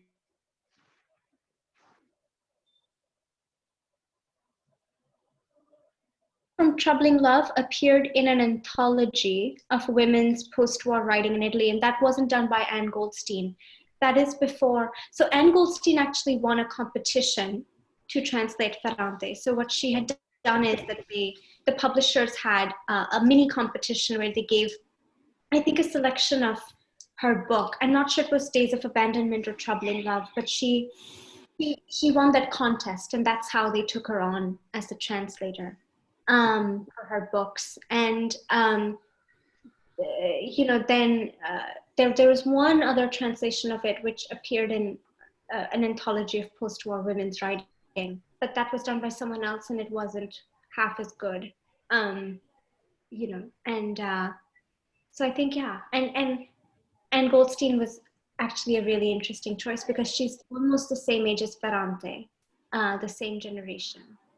So I think that and again, like, it's understandable to think of Naples as people who speak in dialect as outsiders of some sort to the Italian literary tradition, and readership, etc. And also it's like a later learner of Italian language, like 30, 35. She didn't grow up with it, or didn't learn it in middle school or something. So I think that there's a lot of resonances between both of them. And she was a copy editor at a magazine, so she often talks about how that has helped her in translation as well. And all of Ferrante's protagonists are also in similar professions. They're either teachers or editors, and they're into the translation writing world. But yeah, it's just Anne Goldstein, and that's good. I think should be just her. But yeah. She also translated the completed works of Primo Levi, right? Yeah, she's done Primo Levi. Set. Yeah, she's done Primo Levi, Pasolini. She also did Donatella di Pietrantonio, who is, it's interesting because a lot of fiction in Italian now is like marketed as like, oh, Ferrante fans would love this writer. And Brought to you by the translator who translated Ferrante, that kind of stuff. Right? And it's usually just anything that is about mother-daughter relationships, female friendships, sisters. It's just like, Ferrante fans would love this. And I'm like, that's not the only thing they read. I mean, it's like, it's kind of, I kind of don't like it because it's such a cheap marketing tactic. But she's often, she translated that, and then she translated Jhumpa, of course. She also translated this one wonderful Italian writer, actually, Amara Lacaus, who is an Algerian Italian writer. So he was a refugee, or was, found himself in Italy and grew up there because he was a refugee. And he writes wonderfully about Italy's sort of multiculturalism because of the immigrant crisis, etc., in Europe. So yeah, he wrote a wonderful book called Divorce, Islamic Style, or something in Italian, and that was they're satirical novels, but they're really fun. So if you're looking for something light to read after this, that is a joke on Italian society, Amara Lacaus is the way to go. Yeah. Yeah, and his the publisher Michael Reynolds also does a lot of stuff with Italian literature. But he's Australian, I think. I do know that Days of Abandonment was translated into Malayalam, which I came to know fairly recently. And I don't know the language, but I found that interesting.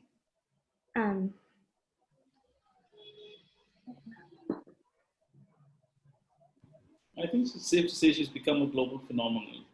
Yeah. She's one of the top-selling serious writers. Yeah. So anything by her is going to be translated into many languages. Yeah. And I think she's now, someone told me that she's part of the MA curriculum in Delhi University.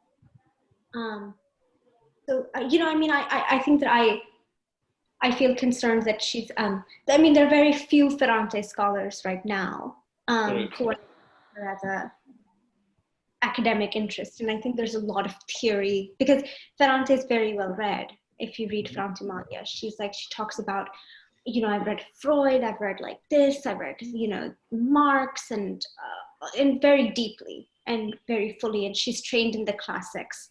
So she has this entire body of knowledge. And Anita Raya is German, so she translates from German to Italian. You know, so there's a lot of knowledge and reading that she's done, and very well read, obviously. But and Domenico Starnone is very well read as well. But you know, she so I think that there's a lot for us as students or scholars to unpack and write our thesis about. I was supposed to write a 20-page thing, and I was like, this is going well over 20 pages. So you know, I was like, so there's a lot to unpack, and but again, like the question is that I hope it takes on some more stuff from what is called the global South, you know, because I do think that so many of these themes are in some ways subaltern, in a sense, of what often comes under this category of subaltern studies academically, just in terms of dialect, poverty, especially with my brilliant friend, you know, more so. So I think that I'm just hoping that there are more non-white or non-American European people reading this. And it also goes on to talk about race. In my brilliant friend, there's many areas where race sort of plays a picture, where I think that, you know, Elena comes back from the beach, and her mom is like, oh, you look like a N, you know. Yes, yes. I think there's a lot in that for it to be understood by people who are looking into how she's depicted gender as well as race and financial inequality, and I think.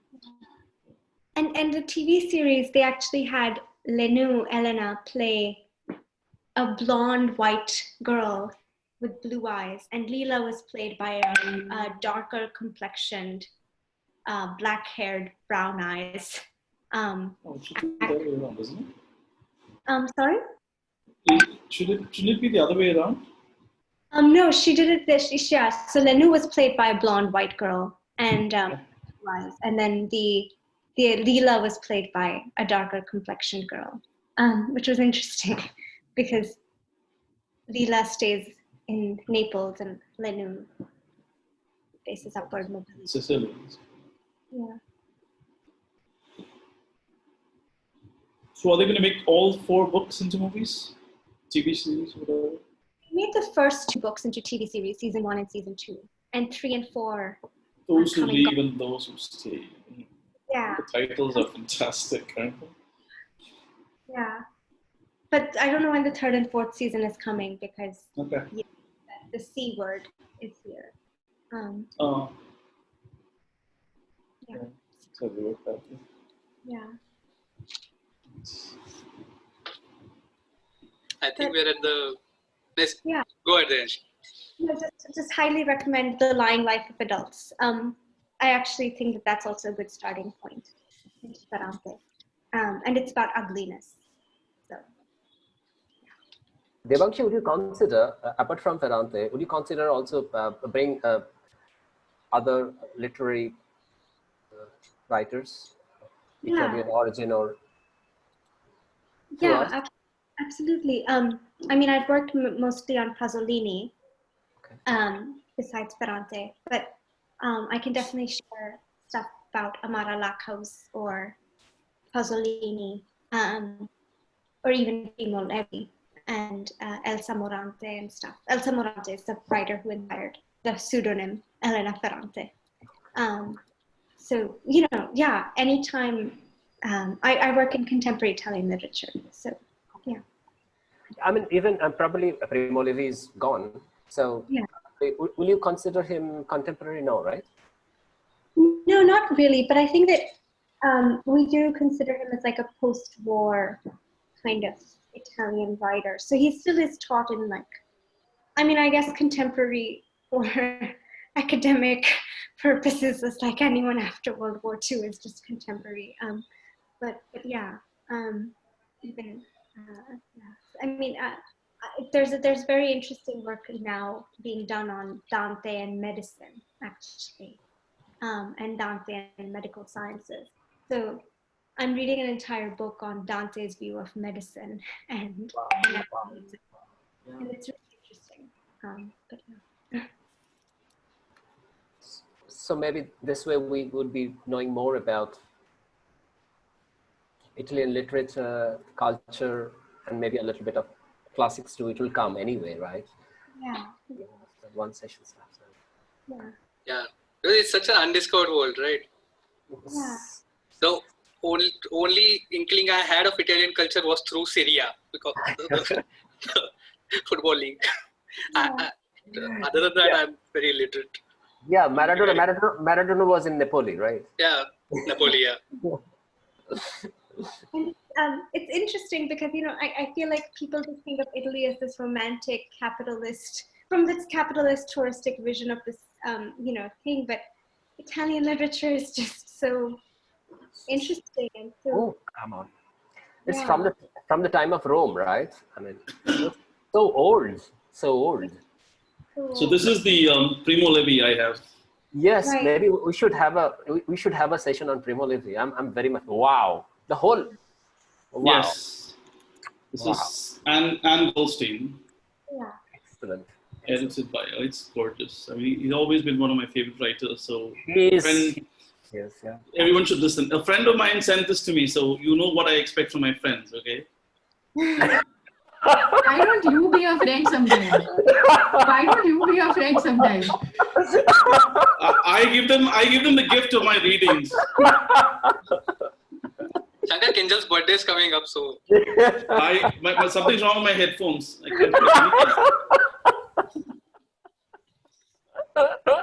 anything. I have so many words right now, but I need to try. But his headphones are not working. Yeah. Well, I can hear now. I'm fine. It just drops out every now and then. Some words, It's okay, some Shankar. words don't get through. Yeah, I'm going to text them to you. I'm going to My text phone's those been words. acting up as well. I meant to tell you that. thank you, Devanshi. Thank you, Devanshi. I'm going to read We the rest. we can sit here for Ferrante, hours yeah. and Yeah, we can do this for a while. Yeah. We have this bad habit of continuing. stretching things. Yeah. Stretching Yeah, things, if we didn't have bad habits, we wouldn't have any habits. So yeah. So I'm going to read the remaining Ferrantes that I have left. Yeah, I'm going to complete this book. Yeah. Maybe for the last this one, maybe Dipti, Rujuta, Shati, maybe we get to see you, Sharada, Anita. Last hurrah. We are checking whether they were attentive. Yes, we were. It's bad connection. Every word is in my What head. is wearing mask? Yeah, I have people in the house coming, taking punch out. I have kept everything nicely in my brain. Thank you, Devanshi. I couldn't listen continuously since I had people in and out, but I now know that this is a book that I have to read. And I'm convinced about it for sure. Yeah, I made a list nicely. Yes. I loved your enthusiasm about Elena Ferrante or whatever.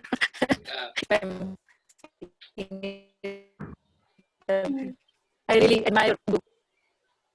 So hello to New Jersey or New York? I Sorry. think she asked if you're in New Jersey or New York. Oh, I'm in New York. Are you in New Jersey? No, I'm in New York. Okay, good morning. Good morning. Very good morning. Yeah, thank you for starting my morning with Ferrante. Yeah. But yeah. Anyway, it was a very nice session, and at such a young age, you have so much knowledge. Yeah, it's lovely to hear you. Yeah. I'm a 70-year-old Yes. dinosaur inside. I'm so envious actually. Yes, actually, we are. I learned German, but now I'm thinking I should have learned Italian too, you know. Well, you still can, and then apply to every contest, and then translate the next Italian superstar. So, or find a job at the New Yorker, because they paid for Anne Goldstein's Italian class.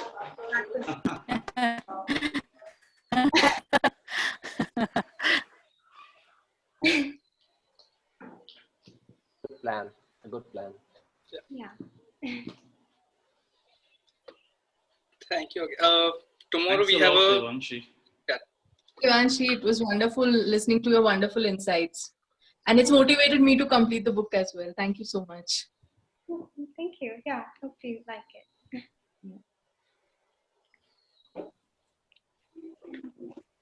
Tomorrow we have a writing session, the feedback session.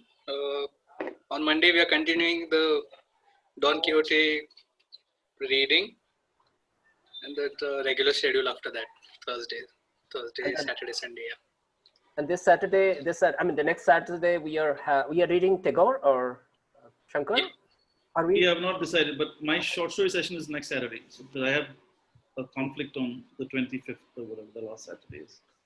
So I'll send out details that Sumit and Arun can then send out. Okay? Yep. I'll send out maybe a list of, Italian books and Ferrante-related books. Are there any short stories that like we can wet our feet in before we? By Ferrante or by? Any Italian short stories that are translated? Oh, I would suggest this one writer called Antonio Tabucchi. I had an Italian professor who hated Ferrante, and he suggested me this book. So I was surprised that a good recommendation is coming from him. But There's someone called Giovanni Verga, right? yeah. I've only read one story. I don't know who's translated those, but yeah. Thank you so much, Hello. Devanshi. Thank you. Thanks a lot, Devanshi. Seriously. Great Bye-bye. session. Yeah. Bye. Bye. Bye. Thank you. Yeah, bye, Devanshi. Bye. Have a nice day. Wonderful day. Thank you.